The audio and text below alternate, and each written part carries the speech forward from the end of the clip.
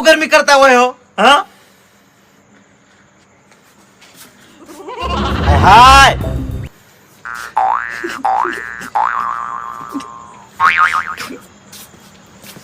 હવે કાકા કોઈ દાળ મોટી મોટી ફેંકતા નહીં મારા આગળ